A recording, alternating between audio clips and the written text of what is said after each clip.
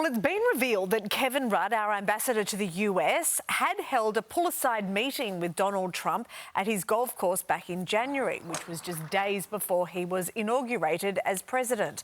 The coalition has demanded more detail about what was discussed between the pair, accusing the government of being, quote, secretive over what transpired. For more, we're joined now by James Paterson, who is the Shadow Finance Minister, live in Melbourne. Good morning to you, James. Thanks for being with us. So the coalition is accusing the government of being secretive here. What more do you want to know about what happened at this pull-aside meeting? Well, just a little bit of detail for your viewers, Mon. In January this year, the Prime Minister mentioned casually in the middle of a radio interview that Kevin Rudd had met with the President.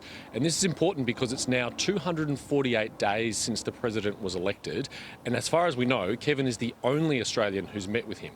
So in February, in Senate estimates, I asked a series of questions to officials in the Department of Foreign Affairs and Trade, like where was this meeting? When was this meeting? How long did it go for? What were the outcomes? What were discussed?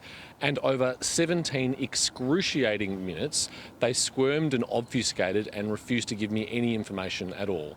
Now, 4 months on, in a written question on notice, they've provided 3 sentences of information, just confirming that the meeting took place and that it was at Trump's golf course, but nothing else. Yeah. We need to know, was AUKUS discussed? Was the trading relationship discussed? Was a meeting with the Prime Minister planned? None of that detail has been provided. OK, it's a positive sign, though, James, isn't it? Isn't it in Australians' best interest that a meeting between Donald Trump and Anthony Albanese happens here?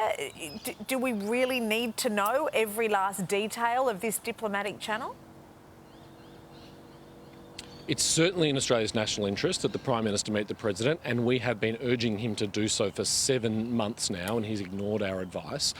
And it's hopefully good news that Kevin Rudd met with him in January, but actually we don't know. Was this a meeting that went for 30 seconds or 30 minutes? Did it go well or did it go badly? Have there been any subsequent conversations or meetings between the ambassador and the President? Has the ambassador even had a meeting at the White House? We don't know any of this information. This is our most important relationship at a most important time in history, and we need more transparency. Do you see that asking those questions and the answers to those questions will help the Prime Minister get a meeting with Donald Trump, which is in Australia's best interest?